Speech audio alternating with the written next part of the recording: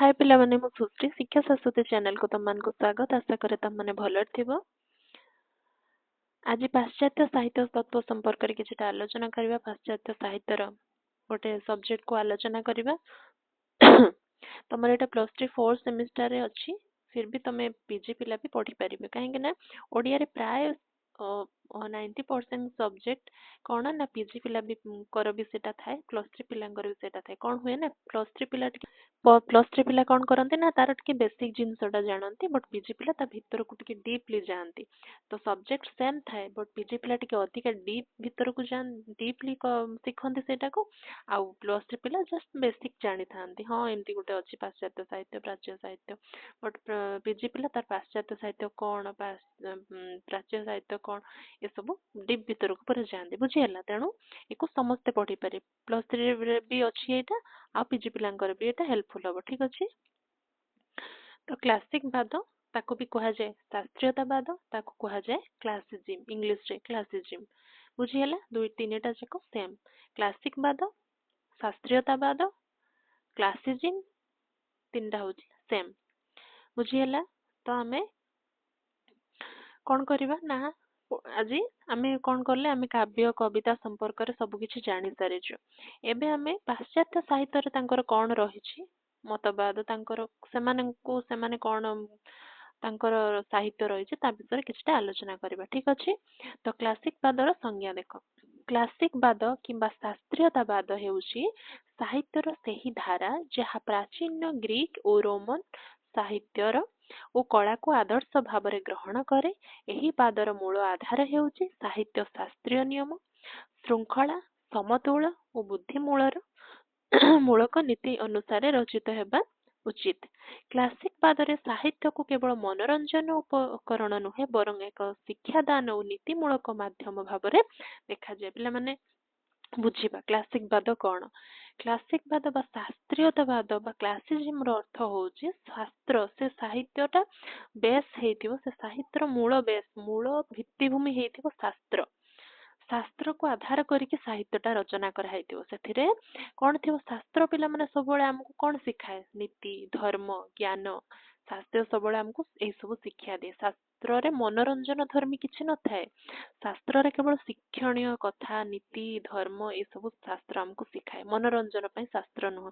ଠିକ ସେମିତି ଶାସ୍ତ୍ରୀୟବାଦକୁ ଅନୁସରଣ କରିକି ଯୋଉ ସାହିତ୍ୟ ଲେଖା ଯାଇଥାଏ ସେଟା କେବଳ ମନୋରଞ୍ଜନ ଧର୍ମୀ ହେଇନଥାଏ, ସେଟା ଶୃଙ୍ଖଳା ଶିଖାଏ, ମନୋରଞ୍ଜନ ଶିଖାଏ, ନିୟମ ଶିଖାଏ, ନୀତି ନିୟମ ସବୁ କିଛି ଶିଖାଏ। କାହିଁକିନା ଶାସ୍ତ୍ରକୁ ଅନୁସରଣ କରିକି, ଶାସ୍ତ୍ରରେ ସିଏ ଏଇ ରାଜା କଣ କରିଥିଲେ, ପୂର୍ବ ଶାସ୍ତ୍ରରେ ଏଇ ମୁନି ଋଷି କଣ କରୁଥିଲେ, କି ଭଗବାନଙ୍କର ଏଇ ଭଗବାନ କେମିତି ନିୟମରେ ଥିଲେ କଣ ନାହିଁ, ଏମିତି ସବୁ ଜିନିଷର ନୀତି ନିୟମଟାକୁ ଶାସ୍ତ୍ର ଦର୍ଶାଇ ଦିଏ। ଭଲ ଖରାପ ନୀତି ନିୟମକୁ ଶାସ୍ତ୍ର ଦର୍ଶାଏ। ତ କଣ ଅଛି, ସାହିତ୍ୟ ଶାସ୍ତ୍ର ନିୟମ, ଏହି ସାହିତ୍ୟର କଣ ଥାଏ, ଶାସ୍ତ୍ରୀୟ ନିୟମ, ଶୃଙ୍ଖଳା, ସମତୁଳ ଓ ବୁଦ୍ଧିମୂଳକ ନୀତି ଅନୁସାରେ ରଚିତ ହେବା ଉଚିତ। କ୍ଲାସିକ ବାଦରେ ସାହିତ୍ୟକୁ କେବଳ ମନୋରଞ୍ଜନର ଉପକରଣ ନୁହେଁ, ବରଂ ଏକ ଶିକ୍ଷାଦାୟକ ଓ ନୀତିମୂଳକ ମାଧ୍ୟମ ଭାବରେ ଦେଖାଯାଏ। ଏହି କାରଣରୁ କ୍ଲାସିକ ବାଦ ସାହିତ୍ୟକୁ ଏକ ନିୟମିତ ଓ ଆଦର୍ଶମୂଳକ କଳା ଭାବରେ ସ୍ଥାପିତ କରେ। ବୁଝେଇଲି ନା ଏଇଟା।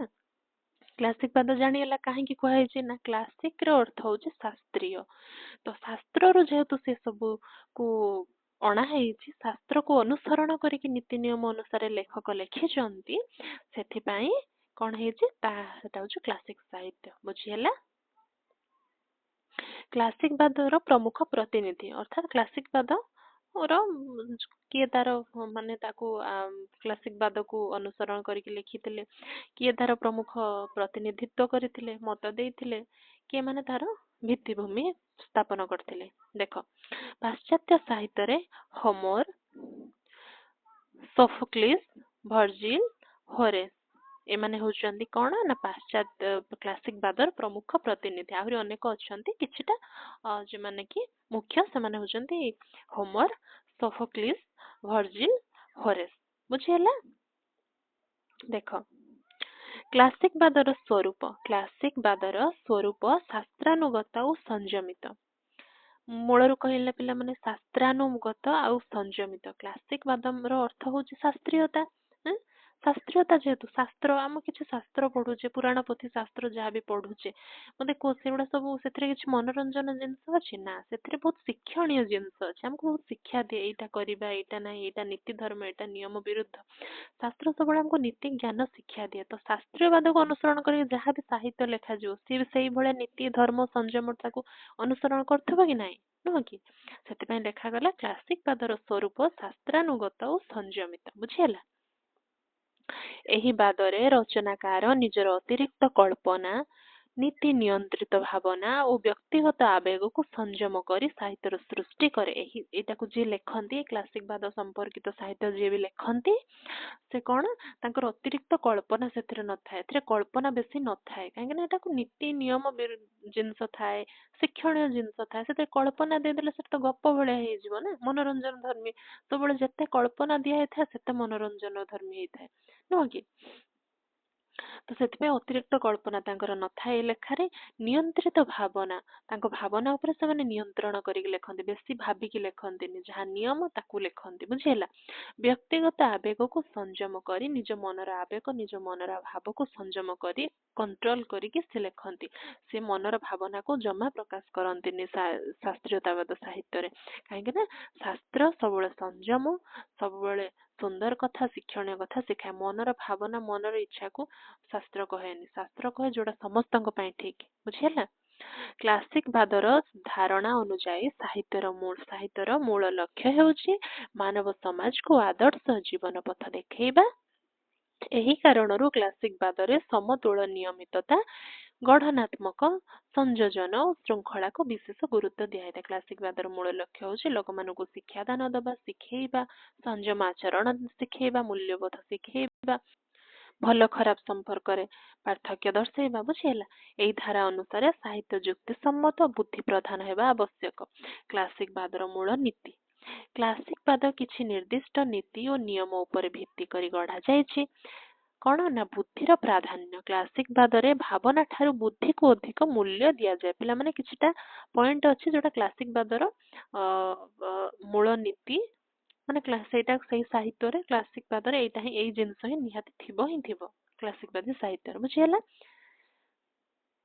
ଦେଖ କ୍ଲାସିକ ବାଦରେ ଭାବନା ଠାରୁ ବୁଦ୍ଧିକୁ ଅଧିକ ଗୁରୁତ୍ୱ ଦିଆଯାଏ ଭାବନା ବା କଳ୍ପନାକୁ ନେଇକି ଲେଖାଯାଇ ନଥାଏ ବୁଦ୍ଧିର ନିଜ ମନର ବୁଦ୍ଧି ନିଜ ମନକୁ ବିବେକକୁ ନେଇକି ଯାହା ଭଲ ଯାହା ଠିକ ସେଇଟା ଲେଖାଯାଏ ଶୃଙ୍ଖଳା ଓ ସମତୁଲ ରଚନାରେ ସମନ୍ୱୟ ନିୟମିତତା ଓ ସମତୁଲ ଆବଶ୍ୟକ ନିୟମାନୁଗତତା ଶାସ୍ତ୍ରୀୟ ନିର୍ଦ୍ଦିଷ୍ଟ ନୀତିକୁ ମାନିବାକୁ କ୍ଲାସିକ ବାଦ ଜୋର ଦେଇଥାଏ ଶାସ୍ତ୍ର ନିର୍ଦ୍ଦିଷ୍ଟ ନୀତିକୁ ମାନିବାକୁ କ୍ଲାସିକ ବାଦ ଜୋର ଦେଇଥାଏ ମୁଁ କହିଲି ନା ପୂର୍ବରୁ ଶାସ୍ତ୍ରୀୟର ନୀତି ନିୟମ ଏଗୁଡା ମାନିବା ପାଇଁ ଜୋର ଦେଇଥାଏ ଅର୍ଥାତ କ୍ଲାସିକ ବାଦ ସାହିତ୍ୟ ସବୁବେଳେ ନୀତି ନିୟମ ଶିଖେଇବା ପାଇଁ ହିଁ ସେ ରଚନା ହେଇଛି କ୍ଲାସିକ ବାଦ ସାହିତ୍ୟର ମୂଳ ଲକ୍ଷ୍ୟ ହଉଛି ସେ ମଣିଷକୁ ନୀତି ଆଦର୍ଶ ଶିଖେଇବ କାହିଁକି ନା ଶାସ୍ତ୍ରାନୁମୋଦିତ ଶାସ୍ତ୍ରରୁ ସେ ଅନୁସରଣ ହେଇକି ହେଇଛି ଶାସ୍ତ୍ରରୁ ଯେହେତୁ ଶାସ୍ତ୍ର ହିଁ ନୀତି ନିୟମ ଆଦର୍ଶରେ ଶାସ୍ତ୍ର ଅନୁସରଣ ଶାସ୍ତ୍ର ଲେଖା ହେଇଥାଏ ନୀତି ନିୟମ ସେଥିପାଇଁ ଶାସ୍ତ୍ରରୁ ଯେହେତୁ ଏଇଟା ଅନୁସରଣ ହେଇକି ଲେଖା ହେଇଥାଏ ତେଣୁ ଇଏ ବି ନୀତି ନିୟମ ଅନୁସରଣ କରି ମାନବକୁ ଠିକ ପଥ ଦେଖାଏ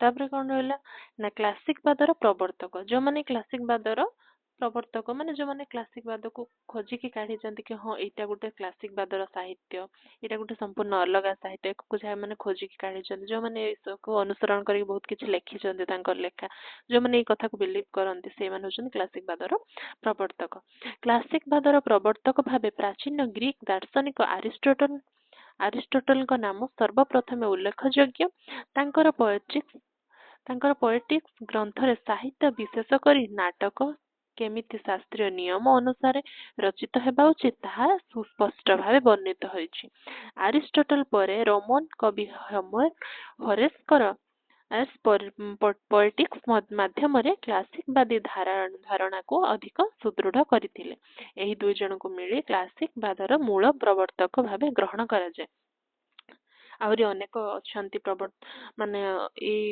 କ୍ଲାସିକ ବାଦକୁ ଜଡିତ ଅନେକ କବି ମାନେ ଅଛନ୍ତି ପାଶ୍ଚାତ୍ୟ କବି ମାନେ କିନ୍ତୁ ଏଇ ଦି ଜଣ ହଉଛନ୍ତି ହୋମର ଆଉ ଆରିଷ୍ଟଟଲ ହଉଛନ୍ତି ମୁଖ୍ୟ ବୁଝିହେଲା ତ ପିଲାମାନେ କ୍ଲାସିକ ବାଦ କଣ ହୁଏ ଶିଖାଏ ନା କ୍ଲାସିକ ବାଦ କଣ କରେ ନା ଆମେ ଯେତେବେଳେ ଉପେନ୍ଦ୍ର ଭଞ୍ଜଙ୍କ ସାହିତ୍ୟ ଦେଖୁଛେ ସେ ସାହିତ୍ୟରେ ଅତ୍ୟଧିକ କଳ୍ପନା किछिटा नग्नता भी रही से रीति साहित्य ସେଥିରେ କ'ଣ ଅଛି ନା ନାରୀର ରୂପ ବର୍ଣ୍ଣନା ଏତେ ମାନେ ସାରା ନଗ୍ନତା ରହିଛି, ପ୍ରେମ ପ୍ରଣୟ ଆହୁରି କେତେ କ'ଣ ରହିଛି।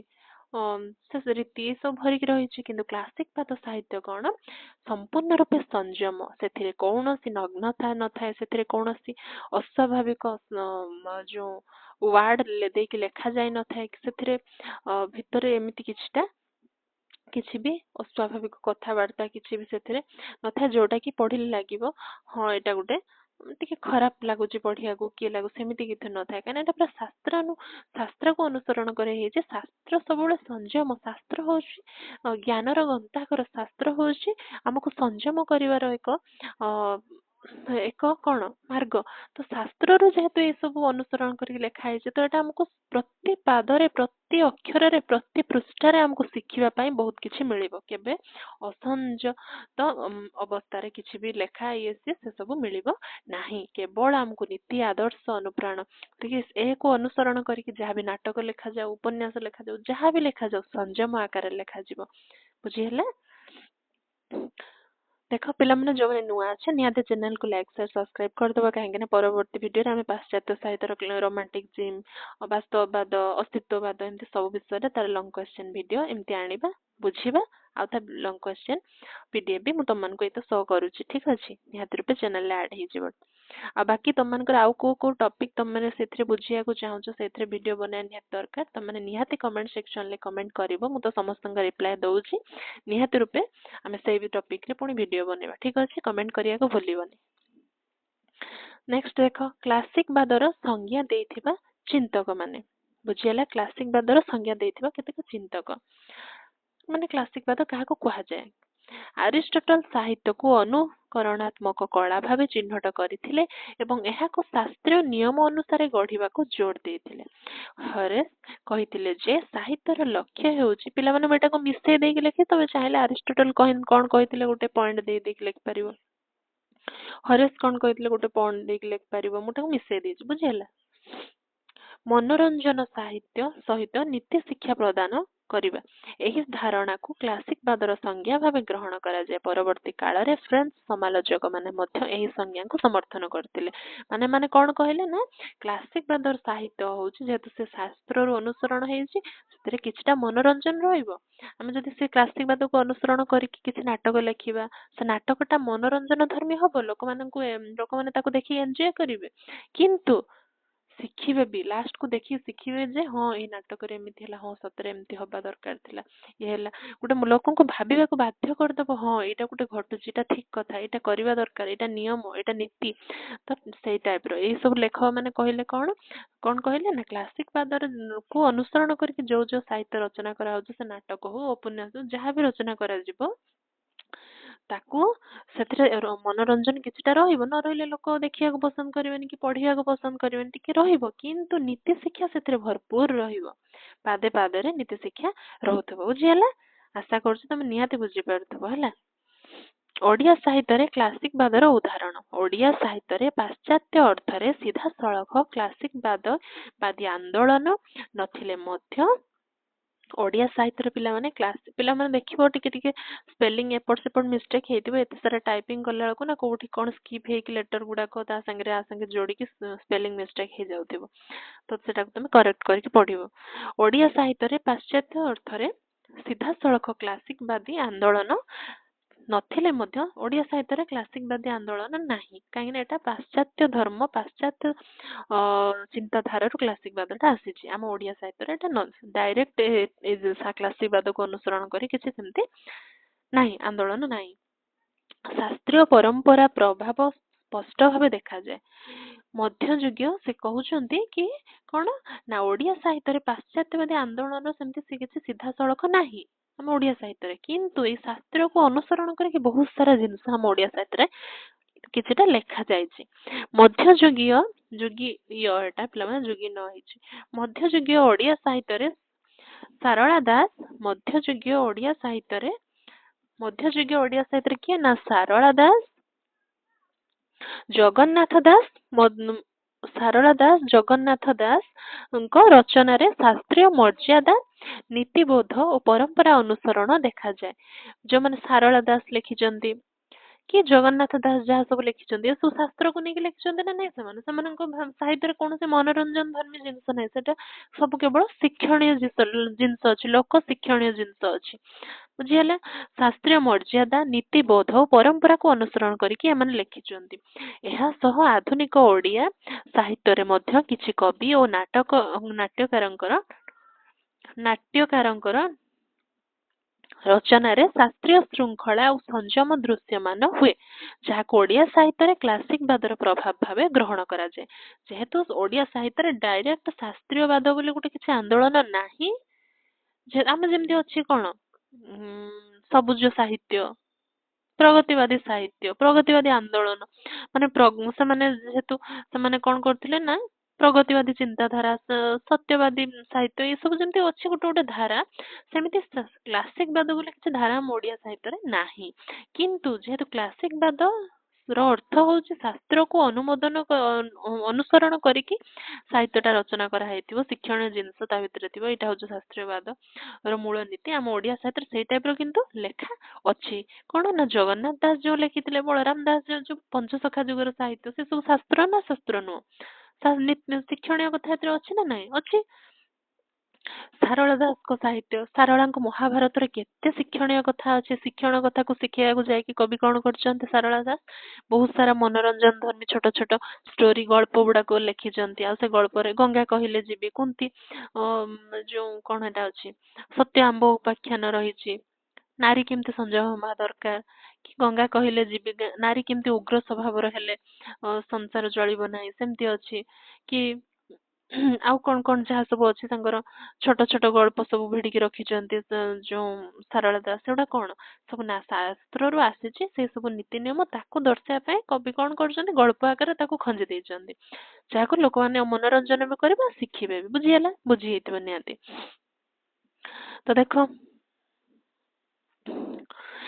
ଆମ ଭାରତୀୟ ସାହିତ୍ୟରେ ଗ୍ରୀକ ସାହିତ୍ୟର ପ୍ରାୟ ସମସାମୟିକ ଭାବେ ଦୁଇଟି ମହାକାବ୍ୟ ବା କ୍ଲାସିକ ସୃଷ୍ଟି ସମ୍ଭବ ହୋଇଛି କଣ ନା ତାହା ହେଲା ବାଲ୍ମୀକିଙ୍କ ରାମାୟଣ ଓ ବ୍ୟାସଦେବଙ୍କ ମହାଭାରତ ତାହା କଣ ନା ବାଲ୍ମୀକିଙ୍କ ରାମାୟଣ ବ୍ୟାସଦେବଙ୍କ ମହାଭାରତ ମାନେ କ୍ଲାସିକ ବାଦର ସୃଷ୍ଟିକୁ ନେଇକି ଏଇ ଦିଟା ବଡ ବଡ ଜିନିଷ ଲେଖା ରହିଛି ଆଉ ତାପରେ ଯାହା ସୃଷ୍ଟି ହେଇଛି ସେଟା ଟିକେ ଆଠାରୁ କ୍ଷୁଦ୍ର ବଡ ବଡ ଲେଖା ଯୋଉ ରହିଛି ବିଶାଳ ଲେଖା ସେଟା କଣ ନା ବାଲ୍ମୀକିଙ୍କ ରାମାୟଣ ଓ ବ୍ୟାସଦେବଙ୍କ ମହାଭାରତ ପୃଥିବୀର ଯେକୌଣସି ମାପକାଠିରେ ନିଶ୍ଚିତ ଭାବେ ଏ ଦୁଇଟି ସୃଷ୍ଟି କ୍ଲାସିକ ସୃଷ୍ଟି ଭାବରେ ବିବେଚିତ ହେବେ ଏଥିରୁ ଅନୁମିତ ହେବ ଯେ ସୃଷ୍ଟି ବିଶାଳତା ଭାବନାର ଚିରନ୍ତନତା କଳ୍ପନାର ବିପୁଳତା ଓ ମୂଲ୍ୟବୋଧ ପ୍ରତିଷ୍ଠାର ଗୌରବପୂର୍ଣ୍ଣ ଅଭିମୁଖ୍ୟକୁ ଆମେ କ୍ଲାସିକ ସୃଷ୍ଟିର ଅନ୍ୟତମ ଆଦର୍ଶ ଭାବେ ଗ୍ରହଣ କରିପାରିବା ବସ୍ତୁତଃ ଭାରତୀୟ ସାହିତ୍ୟରେ ଏ ଦୁଇଟି ମହାକାବ୍ୟ ପରି ବିଶାଳ ସୃଷ୍ଟି ମଧ୍ୟ ଏଯାବତ୍ ସମ୍ଭବ ହୋଇନାହିଁ ଏବଂ କିମ୍ବା ଏହାକୁ ଅତିକ୍ରମ କରି ଯାଇଥିବା ସୃଷ୍ଟି ମଧ୍ୟ ଏଯାବତ୍ ଦୃଷ୍ଟିକୁ ଆସି ନାହିଁ ଉପସଂହାର ବା କନକ୍ଲୁଜନ ଦେଖ ଉପସଂହାରରେ କୁହାଯାଇପାରେ ଯେ କ୍ଲାସିକ ବାଦ କିମ୍ବା ଶାସ୍ତ୍ରୀୟତାବାଦ ସାହିତ୍ୟକୁ ଶୃଙ୍ଖଳିତ